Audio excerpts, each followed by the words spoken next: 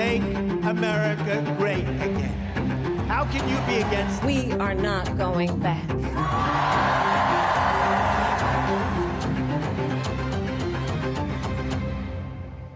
Welcome to Sidebar from the Washington Post. I'm Libby Casey, and I'm joined by Rhonda Colvin, senior political correspondent, James Hohmann, columnist and editorial writer, and friend of the show, J.M. Rieger, senior video journalist, and our returning special guest. Thanks so much for being here, J.M. Well, it's 1 month until Election Day. Early and absentee voting has started in some parts of the country. Debate season, which usually stretches into October, seems to be over. The last word came from Ohio Senator J.D. Vance and Minnesota Governor Tim Walz in the only vice presidential debate of this election cycle. We'll touch on the big moments from Tuesday night's debate and what's making waves, what's living past that night. But here's where we'll start today, the October surprise. October surprises, the unplanned twists and turns that hit elections in the final weeks of the race, and they can have a big effect on voters. And it is October. Happy fall, y'all. And just as this month started, there were some huge breaking news stories, both at home and abroad. The vast hurricane damage from Helene across the American South, a strike at ports that threatens to cripple the flow of goods, and there's an escalating war in the Middle East. And on Wednesday, we finally saw special counsel Jack Smith's filing in which he argues that former President Donald Trump does not enjoy broad presidential immunity for his efforts to overturn the 2020 election. We're going to talk more about that partially redacted filing. Even though we couldn't see all the details, it was still really stunning in what it accuses Donald Trump of doing. So let's talk about October surprises. Rhonda, are they just an inevitable part of campaigns now? And do you sleep more poorly in October knowing that anything could happen? Well, I think we've been sleeping poorly all year long with this cycle. I feel like we've had a consistent October surprise in every month. So this has been an exceptional year. But, you know, because they typically happen, I don't think there was a cycle where we haven't seen some level of surprise, a late breaking news item that has the ability to influence an election. I do think that they are always a part of an election. However, I'm not sure with this particular cycle what it might be this time around. And I'm saying that because we've had so many big news items, things that have been historic, a conviction of one of the candidates, another candidate who is the current president deciding to drop out in July. All of these things you would think would have— Assassination attempts. It's just incredible. All of these things. And when we look at polling, it's still where it was about a year ago between both parties. So I don't know what an October surprise does anymore, but I would anticipate we'll likely have some news to cover over the next few weeks. So where do we get this notion of an October surprise, James? So the term itself dates to the 1980 campaign. Bill Casey, Reagan's campaign manager, said that he'd said publicly, we anticipate an October surprise. Jimmy Carter's going to try to make a deal with the Iranians to get the hostages out. While behind the scenes, certain people in Reagan's orbit were working to make sure the hostages didn't get released before the election. They ended up being released by the Iranians the day that Reagan was inaugurated. Pretty ironic. They were accusing Carter of that. Who was the sitting president? Right. Who should be negotiating for things like that? And actually, it was the campaign of Reagan that was trying to make and I mean, there's a long history. It's actually a fun history. I went down a rabbit hole today as we prepared for the show. Of course you did. Famously, 1962, the Cuban Missile Crisis. Those were 13 days in October. Interestingly, with wars, which is often what ends up happening, like the weekend before the 1968 election, Lyndon Johnson went out and announced that there was going to be a halt in bombing against Vietnam because peace was at hand. Ironically, 4 years later, the weekend before the election in 1972, Henry Kissinger goes out to the podium in the White House briefing room and says, we have a tentative deal for peace to end the Vietnam War. They didn't, but it helped Nixon win in a landslide. Ironic or strategic? Strategic. Right, I mean, it's sort of like, yeah. Republicans were doing what Democrats had done 4 years earlier. And so, there's different kinds of October surprises. There's the kind where you're sort of playing around, you're playing games. And then there's the kind where it is some sort of external event that you have no control over. The first October surprise was considered to be in October 1840, the week before October 1840. So nearly 200 years ago. And this actually might be resonant with Donald Trump, he would say. Federal prosecutors who were working for the Democratic president, Martin Van Buren, announced that they were going to charge leaders of the Whig Party with what they said was, quote, the most stupendous and atrocious voter fraud for paying Pennsylvanians to cross state lines and vote for Whig candidates in New York during the 1838 midterms. But it was seen as a political ploy. It didn't work. And Van Buren lost the election. There's a couple other fun ones, if you'll permit me. Well, I just want to hear we'll get back to you. Okay, I have some good ones. How many pages did you bring with us? Pages, but I'm going to keep it to the best light. Than the Jack Smith. No, it's not. But JM, when we say October surprise, what do you think of? Like, do you think of a particular one in recent history? I mean, just look at the last 2 elections, right? I mean, some of the biggest ones that we've had, Access Hollywood, the Comey letters, 2 of them. So we're talking in 2016. Yep. And Possibly, for refresh our memories, the Comey letters really hurt yes, Hillary this was Clinton. this question of Hillary Clinton's emails, right? And the FBI was reopening and had claimed to have found some new emails. Then later, a few days before the election, said, "Oh no, there's nothing really here," right? And Democrats would say by that point it was too late, right? You had already sort of tainted the waters, if you will. And then, of course, 2020 was... Well, and you also mentioned Access Hollywood. Access Hollywood, which was right, I mean, like October around 7th-ish. Yeah, the 7th. Probably was was October 7th. Yep. Probably the biggest one Friday afternoon. of this century. You remember it, for Rhonda? sure. You were here at the newsroom? Yes, I was. And then that same day, Let's just say that David Fahrenthold broke that story. And this, of course, was the tape from Access Hollywood of Donald Trump bragging that he could grab women by the genitals, he could kiss them forcibly. They love it. He can do whatever he wants. And that was like the biggest bombshell ever. It sent the campaign into a tailspin. And yet, Donald Trump won. Yeah, that's And what was so notable, too, about that was there was reporting that had been done throughout that cycle about how Trump had interacted with women over the years, right? A lot of it on Howard Stern's show, for example, how he talked about women. There were allegations made against him, but this became kind of the singular way of looking at how Trump interacts with women and the claims and allegations that have been made against him. This became kind of the singular driving force on that. And it stayed alive in part because then there was a debate soon after. Trump denied all of that. And then more women came out and said, actually, I wasn't going to say anything because I was embarrassed or I was ashamed or I thought it was my fault. But now I am coming forward with my story that he grabbed me in the 80s or the 70s or whatever. So it led to even more revelations of accusations. And you were about to say that the same day the Access Hollywood tape dropped, something else happened that same day? The same day the hacked John Podesta emails, WikiLeaks started dripping them out. They were provided to them by the Russians. And in that very same day, in fact, the Office of the Director of National Intelligence warned about Russian interference in the 2016 campaign. And it was initially overshadowed, but it did become very damaging for Hillary Clinton over the course of that month. And in 2020, we also had, Trump getting COVID at the first couple days of October, then the Hunter Biden laptop materializing mid-October. And there's always something. It's just sort of on a scale of 1 to 10, how surprising is it? right. What do you think of, Rhonda, as October surprises that stand out to you? Ones that stand out to me are ones that no one could have caused. It's not about a campaign holding on to information that they're waiting to drop in October. It's external.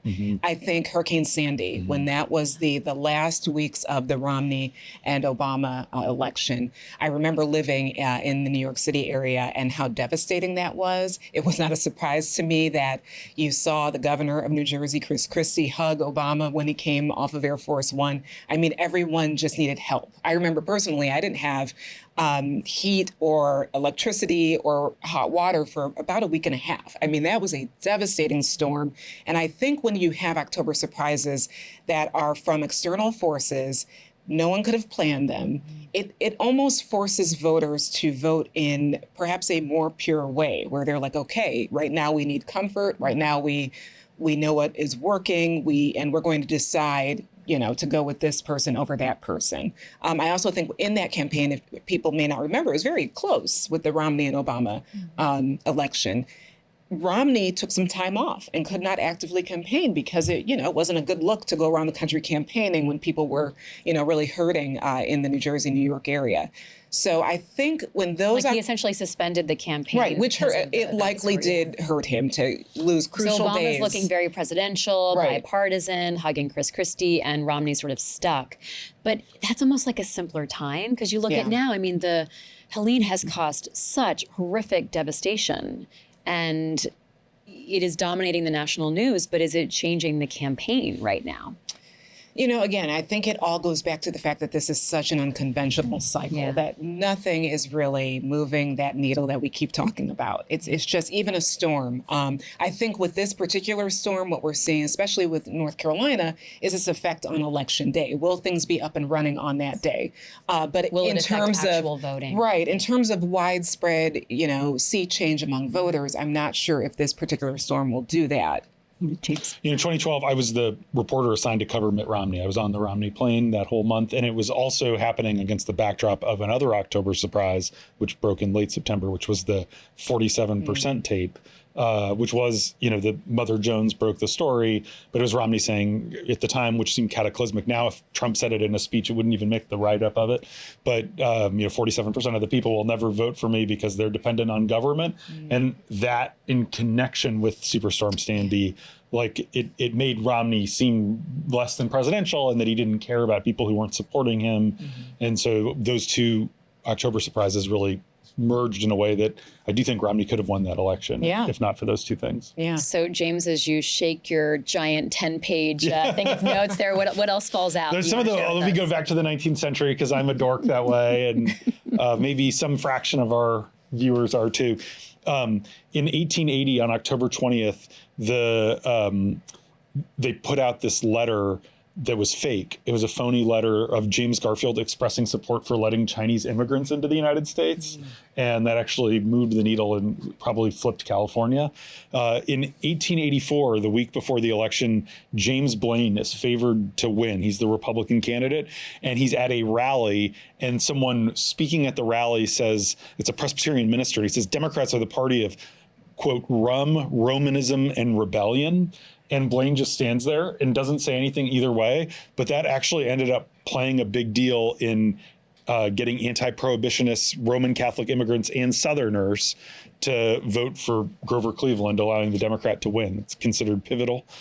The next election, 4 years later. You're not going to take us through every single I'm going to, no, I'm not. I promise. I just think these are kind of telling. Well, can I just say this? It is, we think about a fake letter. Right. Like we're so concerned right now about AI, about deep fakes, about altered images, false news. And so it's both a relief and also alarming that that kind of thing was happening even prior to like totally. this It puts it in perspective. The last one I'll give, the last old example, because it's 4 years later, and I think it is kind of fun. So there actually is a real letter that comes out. And it's funny because you have to think about the historical context.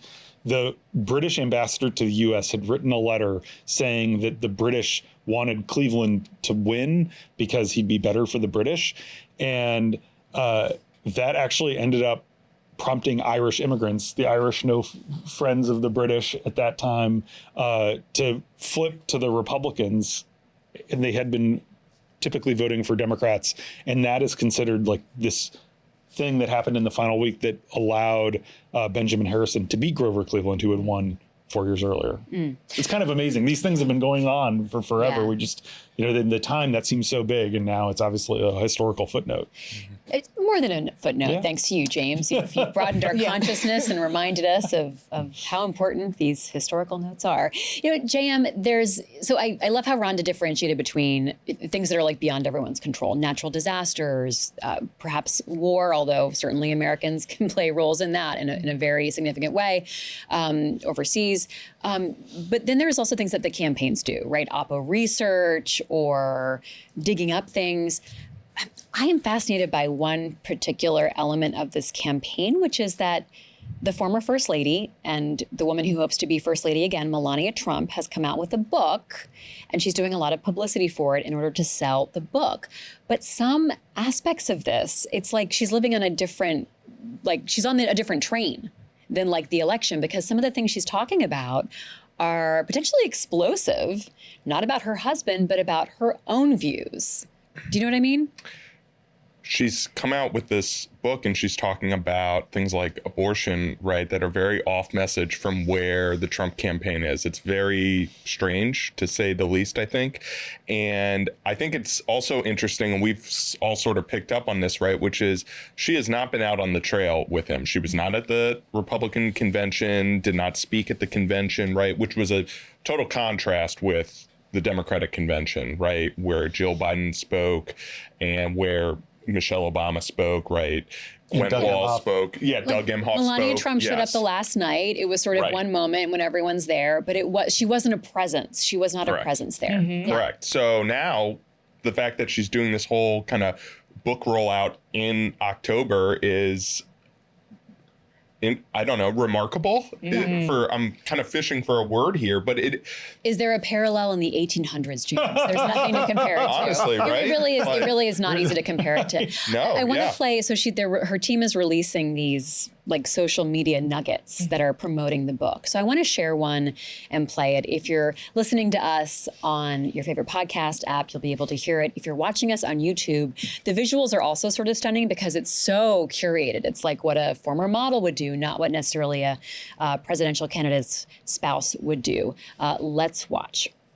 Individual freedom is a fundamental principle that I safeguard. Without a doubt, there is no room for compromise when it comes to this essential right that all women possess from birth: individual freedom. What does my body, my choice really mean?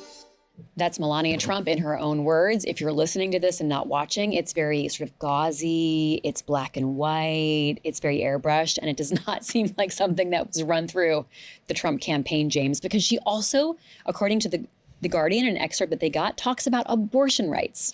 She talks about abortion in some detail and is actually, we heard in that clip just there, like there's no room for negotiation. But she says a woman should have the choice to terminate an unwanted pregnancy. It's not even sort of like exceptions, things like that. That a woman should be able to decide her preference for whether to have children or not based on her own convictions, free from any intervention or pressure at all from the government. And that's a pretty absolutist position.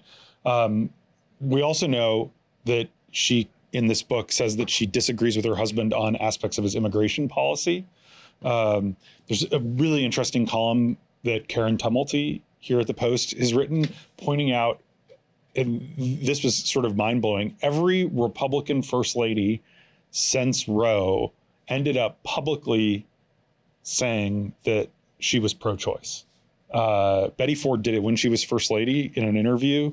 Nancy Reagan wrote about it in her memoir. Barbara and Laura Bush both said separately after they were first lady that they disagreed with their husbands on abortion. It's a kind of amazing line of, in some ways, it's obviously, it's impossible to imagine any of those women recording a video like that. Right, but during an election season. And looking like that. But it is actually looking like that, meaning like modelly in the black and white noir perfume ad kind of like look. That's a good description for it. Anyway, I just think it's ad is a good description. It's sort of amazing. Every Republican first lady since Roe has been pro-choice. And it's the timing, though. That's the interesting part, is that this is coming out, weeks, days before the election. It is a deviation from, the norms. And I think it's an example, again, of the unconventional times, the fact that political norms and campaigning are just not the same anymore. You would never have any of those ladies you mentioned, the Republican first ladies, come out a few weeks before their husband is running for the job on a policy, a big policy difference. Imagine if it were flipped and you had Michelle Obama, say that she was anti-abortion 3 weeks before Barack Obama is running. That wouldn't blow your mind, right? Again, we are in different times, and this is just another glaring example. But also the rules seem to be different for Trump. Like that family seems to be able to do things that defy sort of political logic and political norms. But usually, JM, the October surprises come from outside the House. This time the call is coming from inside the House. Yes, but if Trump were adhering by old political norms, right, his candidacy probably would have died in 2015, right? Like there were so many times where Trump so-called kind of crossed the Rubicon, right, of what was the traditional political norms. And this is, I think, to Rhonda's point, the latest example of that, where the old rules just don't apply and never have. And it may also slightly help Trump in a way where there were a lot of women when the Dobbs decision came out who were conservative or conservative leaning, who didn't like the fact that something was, done away with that had been on the books for 50 years, and it made them uncomfortable. So in a way, this may also attract some people to Trump, that his wife is disagreeing on this major issue that they also are disagreeing on. One thing we're wondering is how some of the ballot measures that are across various states have them. Less than a dozen states have ballot measures relating to abortion that voters will be addressing. And the conventional wisdom is if abortion's on the ballot, it will cause people to vote along the way they believe. And if America is saying they don't like the change and they want to see more liberal policies on abortion, that they'd vote more liberal. But we are wondering if the opposite could happen and they could check the box of like, I want a more liberal abortion policy in my state and I'm good on that. And so now I can vote for Trump, so they can split that. So I was in Michigan over the weekend and I'm going to write a column about the feeling on the ground. But one of the most striking things was how much less potent abortion is as an issue in 24 in Michigan than it was in 22. I went to a Democratic field office where all these people were coming back from door knocking. And there was a Democratic state representative who told me that she said it's really frustrating because in 2022, all these women were voting for Gretchen Whitmer for re-election and voting for the abortion constitutional amendment. And she's like, I'm going to some of these very same doors. And these are like Republican-leaning women who are like, well, we've legalized abortion in Michigan and it's now protected in the Constitution. And I have to tell them that there's a risk of a federal ban and it's harder to make the case. And so this was a Democratic state representative who was telling me she doesn't think abortion is as potent. And we'll see if that plays out. But that was one of the most startling pieces of reporting from my trip. JM, anything else you want to say about October surprises or what you're anticipating this month? Do you sleep with your phone like next to your pillow? I try not to. That's good. I'm proud of you. Yes. Some separation, right? As we get limited sleep this month. I mean, I think to what Rhonda was saying a few minutes ago, things are so static. I think there's an honest question and an open question of how much do they, even if we were to get a true bombshell this month, how much does it matter in terms of shaping the electorate? I think that's an open question, but given how baked in the electorate is this cycle, I think it's a fair question to ask. But it's like, are people going to be motivated to vote? Or are they going to be so disgusted they just stay home? I think it's less a question of do you vote for Harris or do you vote for Trump or on down the ballot. It's more like, do you even go vote? And that's where when you think about what is an October surprise that could actually move the needle, it's that. It's sort of like and that is where Access Hollywood I do think had an impact, which is maybe it subsided and shifted over time, but it's sort of like I don't want to go vote for this guy. I was talking to a top Democratic strategist last night who was saying that they're actually seeing reduced enthusiasm. So like there's this sense in both parties that like there really aren't that many persuadable voters, that it's a mobilization game. And this guy was saying he's nervous because there's less like certainty and enthusiasm about voting, not just than there was even a month ago, but then there was in 2020 and 2022. And that's like a big red flag for Democrats.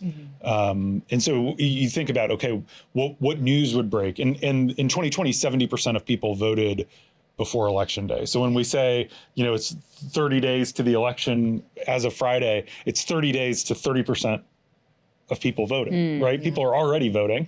So that means an October surprise at the last minute has less of an effect than it would have in the past. But what is it that would prompt someone, I think like the swing voters in this election are people who are kind of like, we used to call them the double haters when Joe Biden was still in the race. But like they're, they know who they'd vote for if they vote, but they may not vote. Those are the swing voters in this election.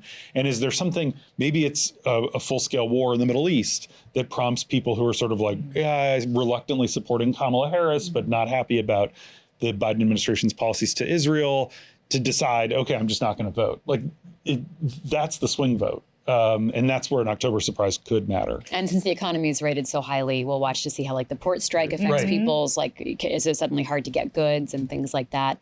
Rhonda, I want to pivot back to the Jack Smith filing. It's 165 pages. It is partially redacted. We knew this was coming, right? We anticipated this coming. And this is what Smith and his team want to present to Judge Chutkan in the federal case against Trump related to January 6th. But this gives us a sense of the evidence and details. Just how important is this filing? And Do you think it could affect people's perspective on Trump? Because so many things have not moved the needle, I do not know if this will do it. However, I think for historical purposes, having, more documentation, more witness testimony about the evidence that Trump was in the White House, not caring what happened at the Capitol on January 6th. Also, the days leading up to January 6th, we found out in that briefing that he and others were trying to sort of cook the numbers and tell, local legislators there was so much voter fraud when there really wasn't. It seemed like such a premeditated situation that Jack Smith is laying out in this document that it may, for historical purposes, be deemed something very important right now to at least let voters know that this happened. Do what you will with your vote. But again, I'm not saying that Smith put this out there to influence the election, but he and the DOJ have been sort of sitting on evidence that has never been released before.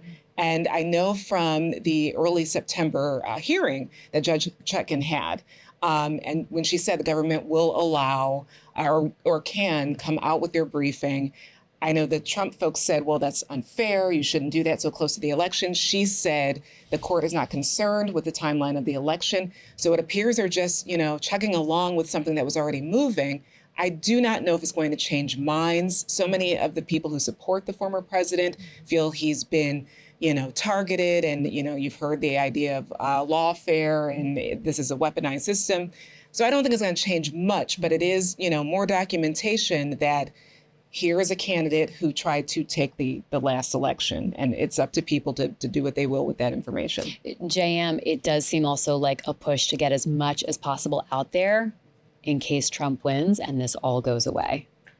Correct. I think that, but I think it's important to point out that it was submitted under seal. Chutkan's the one who unsealed it, right? Jack Smith didn't unseal this. The other thing is we're talking about this kind of right after this conversation about October surprises, whether or not this is or isn't an October surprise. This is a result of Trump delaying this trial over and over again, and then the Supreme Court delaying this trial by not immediately taking it up as they had with previous cases, right? So that's what's put us in this position where we're having this, and Chutkan has telegraphed all along that she's not concerned about the election and the timing of the election. We're going to move this case along. Now, legally, it seems unlikely that this is definitely not going to trial before the election, but we're months and months and months and more appeals away. So we're a long ways away from this really being a trial, right?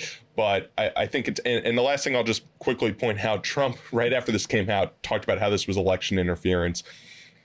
It's a little rich, given that he's alleged in this indictment to have engaged in election interference, right? But it is consistent with the Trump playbook. There are some things that really stand out in this, though. James, talk about that. Yeah. There's sort of vivid moments. I will. And let me just say first, sure. If Donald Trump is talking about January 6th, he's losing. It is a losing issue. When we talk about October surprises, in 2004, the weekend before the election, Al-Qaeda sent a video of Osama bin Laden to camera to Al Jazeera. They aired the video. It obviously had immense news value.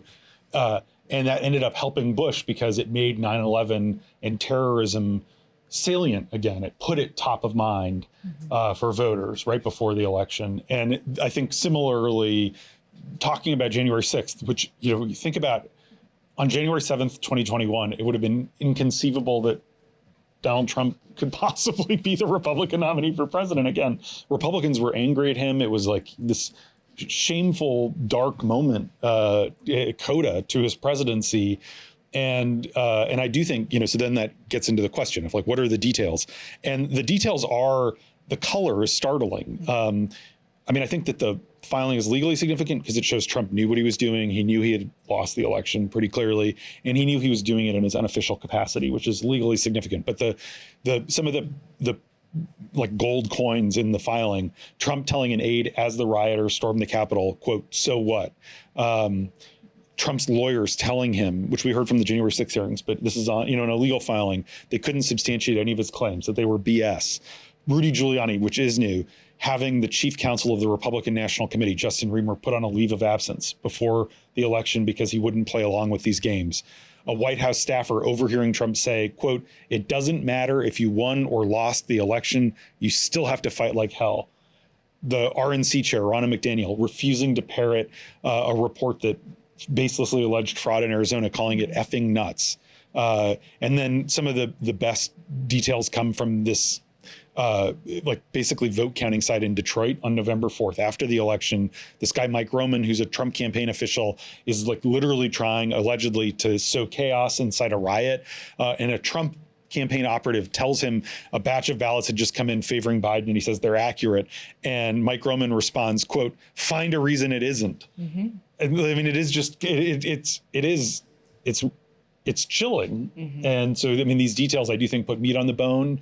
I think that if you really care about January 6th, you know, you're probably already inclined not to support Trump, but this just... It reminds us all of it. Yeah. And it reminds the people who are like, I don't really like Kamala, but, you know, like about Trump. Well, we were just talking about what would move the needle on October surprises, and the enthusiasm is really kind of almost the key question. I 100% agree with that. And if they're talking January 6th, if this is resurfaced, Kamala Harris has shifted her entire messaging to economy, immigration, to a lesser extent, reproductive rights. Mm-hmm. She's not talking as much as Biden was about democracy and January 6th and whatnot. That's a really good point. But if this is on the surface, then that's really bad for Trump. Now, whether it lasts for the next few weeks here to the election, TBD. Mm-hmm. Well, when we come back in just a moment, we'll talk about what moments are lasting, what seems to be resonating, both from the vice presidential debate that we just saw, as well as some of these early October surprises, or just little, what's another word for surprise? It's a little less dramatic. A little bump, a little October blip on the radar. We'll talk about all of that in just a moment. So stay with Sidebar. I'm Libby Casey. Stick around.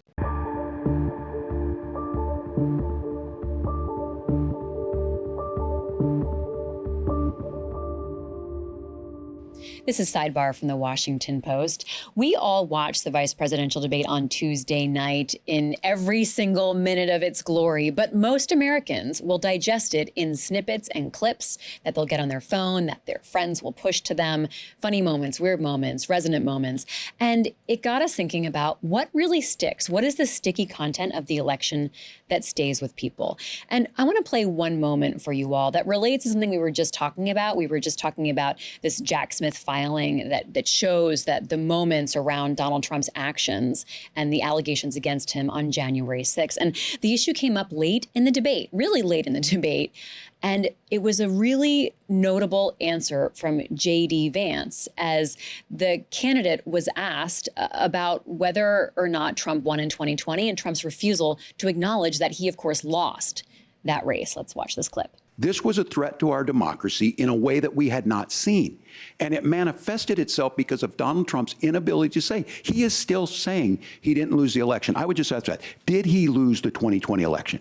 Tim, I'm focused on the future. Did Kamala Harris censor Americans from speaking their mind in the wake of the 2020 COVID situation? That is a damning non-answer. It's a damning non-answer for you to not talk about censorship. Obviously, Donald Trump and I think that there were problems in 2020. We've talked about it. I'm happy to talk about it further. But you guys attack us for not believing in democracy. The most sacred right under the United States democracy is the First Amendment. You yourself have said there's no First Amendment right to misinformation. Kamala Harris wants to use the power of government and big tech to silence people from speaking their minds. He lost the election. This is not a debate. It's not anything anywhere other than in Donald Trump's world. Because look, when Mike Pence made that decision to certify that election, that's why Mike Pence isn't on this stage. The first voice you heard was Governor Tim Walz. The second voice, Senator J.D. Vance. Of course, we're talking about the vice presidential debate hosted by CBS on Tuesday night. Rhonda. Yeah, I wasn't sure how if this moment would be a lasting one. I think watching it, and I believe I said this on our show on Tuesday night, that last line from Walz was pretty powerful, saying, you know, this is a reminder of why Mike Pence is not standing here.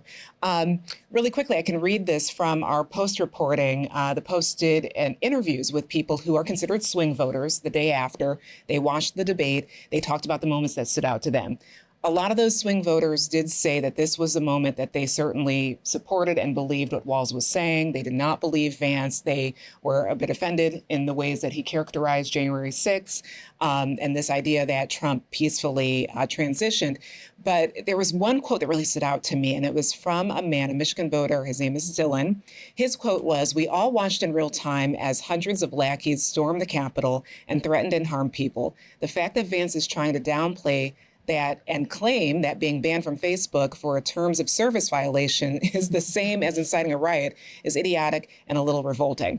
What stood out to me about that one was this guy is 19 years old, Dylan, the guy from Michigan. So that means he was, 15 when January 6th happened? And the fact that he felt that moment, so it resonated with him, what Rawls was saying, and it resonated, against what J.D. Vance was saying. I think that kind of also gives you a glimpse in how a lot of people feel about January 6th. And to, I believe it was James's point, people are still feeling it, and if Trump is talking about it, he's losing on it. It is something that Republicans have consistently tried to distance themselves from.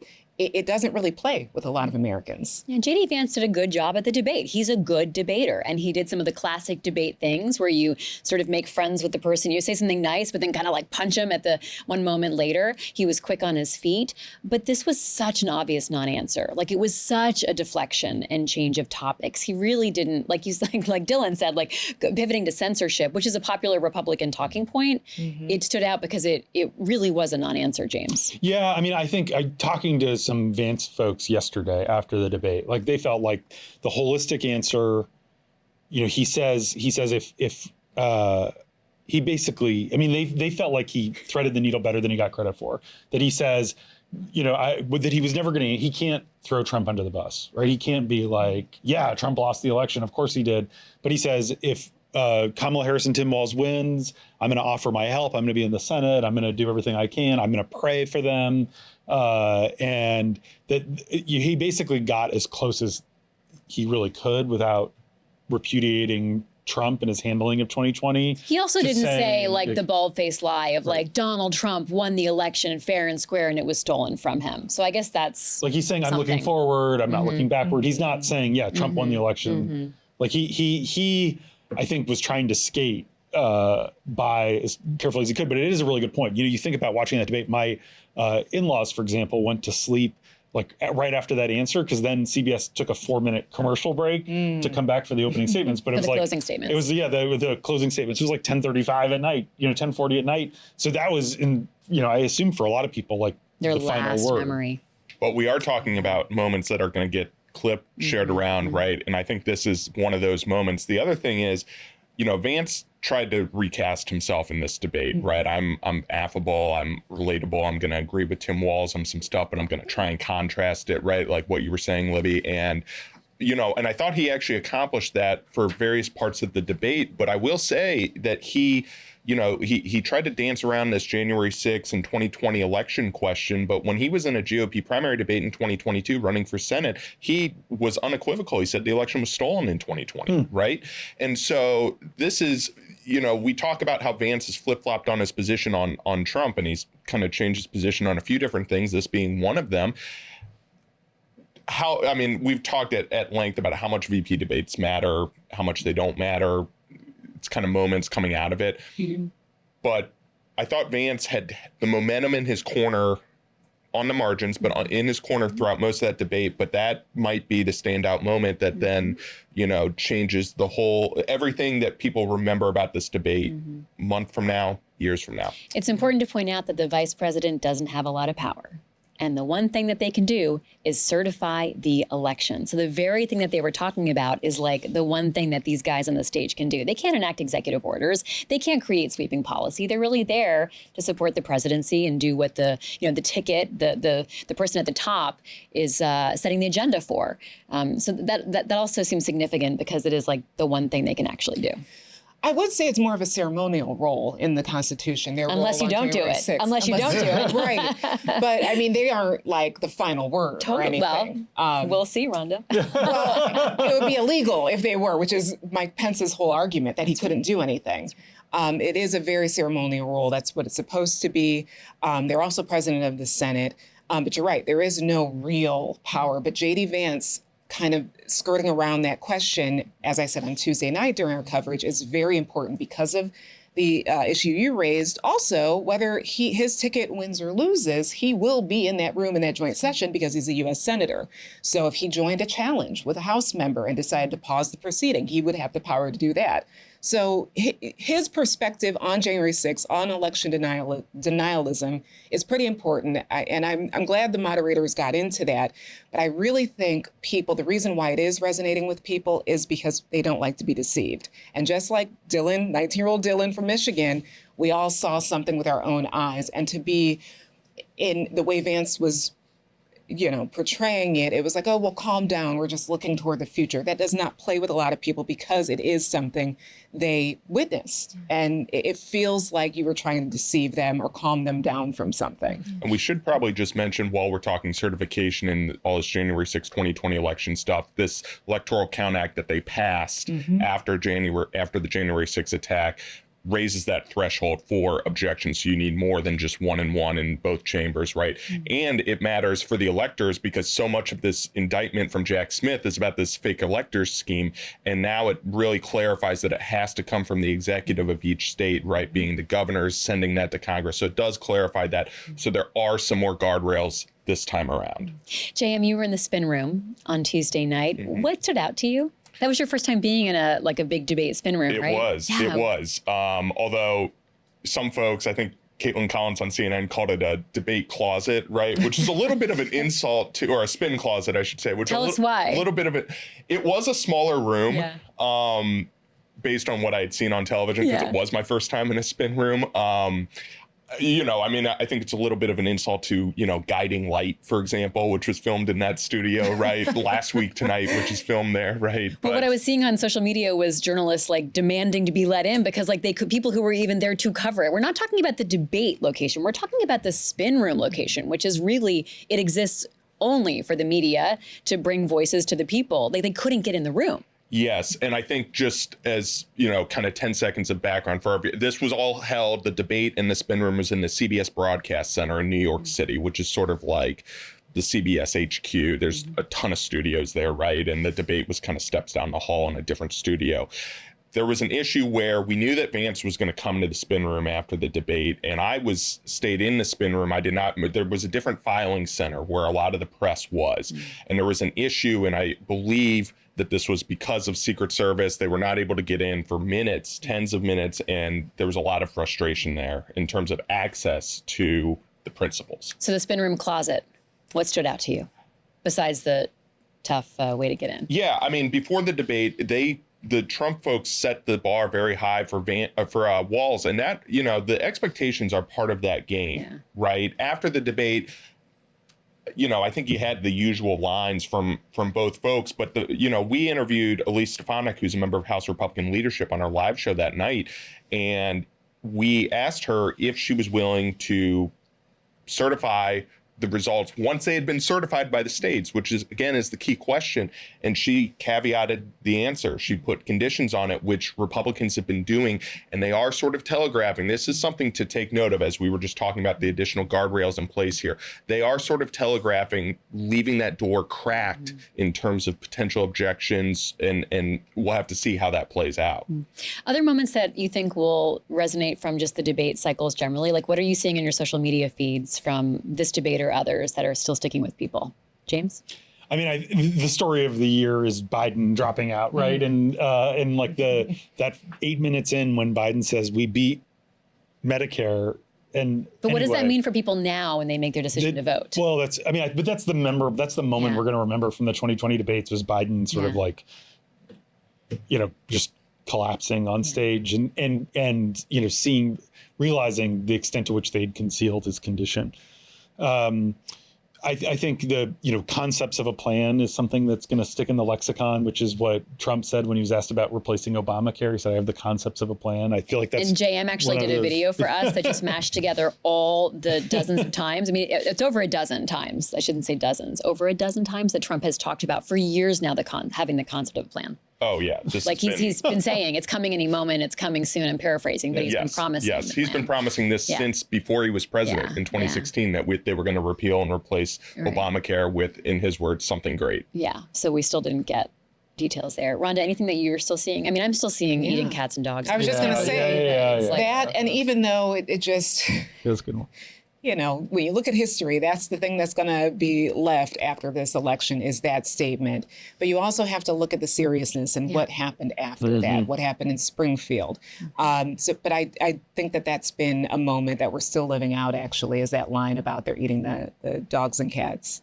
Well, let's pivot to one final topic, which is the war on fact-checking, which seems to be happening. And there was a moment in the debate where J.D. Vance talked about it, and we were all going into the debate wondering how much fact-checking the moderators, Margaret Brennan and Norah O'Donnell, would do. It's been a question in past debates, a reminder that when CNN hosted a presidential debate, the moderators didn't interject anything. When ABC did, the moderators did come in and they fact-check what I would call the low-hanging fruit, like the really obvious lies and misstatements. They weren't fact-checking policy details or track records of the presidencies of either Biden or Trump. But we did see one minor little fact check. One quick fact check snuck in, I think. Right? Was it just one in the vice presidential debate, which J.D. Vance was not pleased with? Let's listen. Just to clarify for our viewers, Springfield, Ohio does have a large number of Haitian migrants who have legal status, temporary protected status. Well, Margaret, but thank you, Senator. We have so much to get to. Margaret, I think it's important because we're going to turn out of the economy. Thank you, Margaret. The rules were that you guys weren't going to fact check, and since you're fact checking me, I think it's important to say what's actually going on. So there's an application called the CBP One app, where you can go on as an illegal migrant, apply for asylum or apply for parole, and be granted legal status at the wave of a Kamala Harris open border wand. That is not a person coming in, applying for a green card and waiting for 10 years. That is the facilitation of illegal immigration, Margaret, by our own leadership. Thank you, Senator, for describing the legal process. We have so much to get to, Senator. Those laws have been on the books since 1990. Thank you, gentlemen. The CBP One app has not been on the books since 1990. It's something that Kamala Harris created, Margaret. Gentlemen, the audience can't hear you because your mics are cut. That's an excerpt from the vice presidential debate hosted by Norah O'Donnell and Margaret Brennan. James. It's so interesting because in just like texting and hearing from friends, like I think my female friends heard it very differently than some of my male friends, not just right, left. I think if you depending on who you are, you hear that, and we're in the media, so our perspective is as reporters who ask tough questions of newsmakers. But I think a lot of my male friends thought like J.D. Vance is trying to get the correct, like they were very sympathetic to him, and a lot of my female friends were like, oh my gosh, of course he's like talking over these female moderators. So that was striking. I just don't think people will remember anything about the details of the program, and instead they'll just remember him saying, you weren't supposed to fact check us, which sort of has like a spoil sport sort of ring to it. Rhonda. It's never good to argue with the moderators. Right, argue with the moderators. But I also felt like it was a moment in time, and I've had many of these this year, where I wish we could just pause, stop time, and just think about the gravity of a candidate, a politician, arguing about you weren't supposed to fact check. That's what we do as journalists. And I know they may have had agreements with both campaigns. In fact, they do before both sides agree to do a debate. They have certain terms. But when it comes to correcting a record, if they're going to fight back on that, isn't that troubling? I think it's troubling, for us as journalists to hear something like that, even viewers, that, she couldn't push back because they were told they weren't going to have any fact checks. Does that mean that the platform then is, it's only there for you to just tell your side and no one can say anything? What's the point of having moderators? Right, exactly. Might as well have robots do it. Right, we've seen this moment against fact checking throughout this election. We saw it with when the news came that same day, actually, where CBS said that former president would not be a part of their, they usually have an interview with the candidates close to the election. He decided to not Trump's do it. Going to bow out. Right. Harris is still going to do it. And then Trump's campaign spokesperson said, well, we really didn't have an agreement, but they want to do live fact checking, as if that's a problem.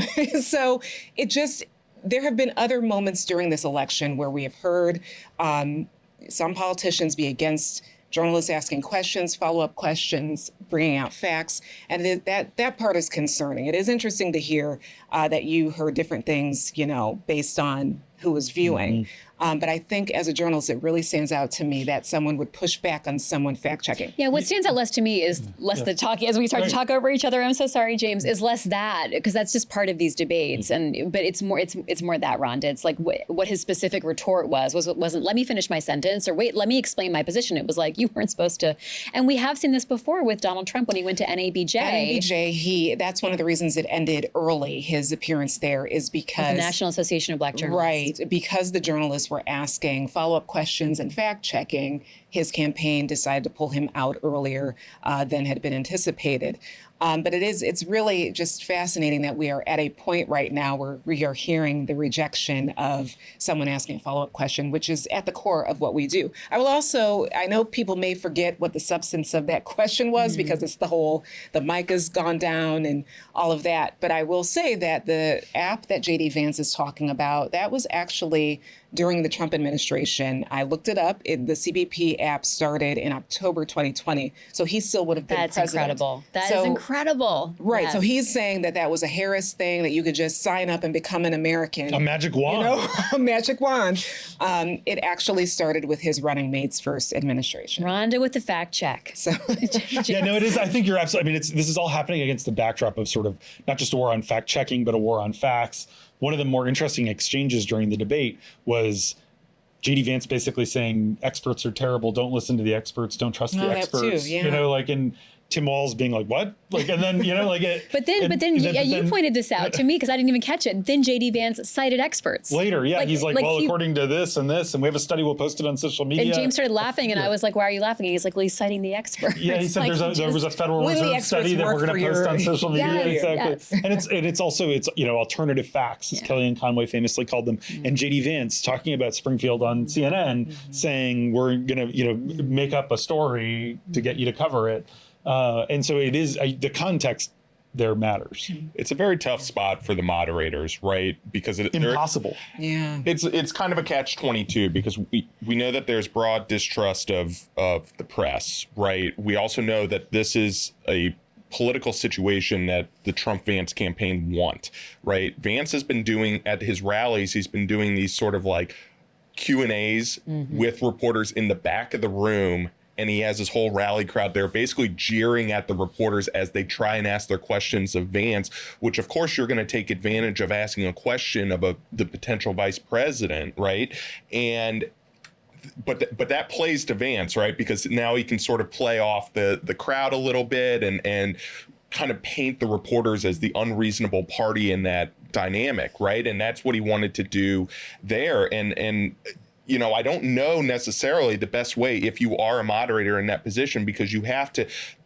This simultaneously comes as we have an unprecedented number of falsehoods being lodged by Trump, Vance, and the first two times Trump ran for president. I just think it's irresponsible as a journalist not to go after the low-hanging fruit. Like, I just don't see how you could let a debate end without saying people are not eating dogs and cats. Immigrants are not eating dogs and cats. Like I'm talking about the prior debate, the ABC debate. It's like there's low-hanging fruit there. There's fact-checking of a policy of what exactly someone did with there were moments that many moments went by they didn't fact-check, They were talking about how much oil development is happening. They're talking about all kinds of stats related to industry in America that were not factual, but the candidates can correct each other a little bit. But when you're talking about painting a whole swath of people, it doesn't seem that hard for the moderators to say, well, that's just my thoughts as a member of the press. Now, one of the reasons why Walz was probably rustier at the debate is because he hasn't been facing the press. He and Harris have not been doing a lot of interviews. He specifically, and he is someone who I think could shine if it is that one-on-one that he seems to do better with. That's what even drew the Harris campaign to him, was him in interviews talking about how weird the Republicans were. And so when we critique how the Trump-Vance team are dealing with facts and reporters, we do have to point out that there's an invitation broadly for Harris and Walz to do more interviews with the press. Dylan Wells, our colleague, wrote a piece about Walz in bubble wrap. And it is striking because I think what's happening, when Donald Trump refused to put out his tax returns in 2016, Mike Pence then refused to put out his tax returns, even though he had done so as governor of Indiana every year. And I think it's the same thing where like Harris isn't really doing interviews and isn't being accessible. And so they can't have walls overshadowing her and highlighting that. So I think don't buy it. Yeah. I think that's why I think it's a bad strategy, but I think that they're wrapping him, they're keeping him at bay. And I think that is a mistake. And I think it manifested itself in this debate. Well, thank you so much, all of you, for talking. We're going to keep doing Sidebar as the weeks roll by, as October continues. We'll address any October surprises that come up. And we'll also be talking about things like which states are going to be critical in this election, what's resonating among voters as we all get out and talk to voters more and more. James, you're constantly on the trail these days. That's it for Sidebar this week. Catch us on your favorite podcast app, or you can watch us on YouTube. Just look for The Washington Post on YouTube. I'm Libby Casey, along with J.M. Rieger. I almost called you J.D. Vance, James Homan, and Rhonda Colvin. It's the Beard Man. He's invited on the podcast. All of the candidates are. They're all invited. They want to join. Thanks so much. We'll see you next week.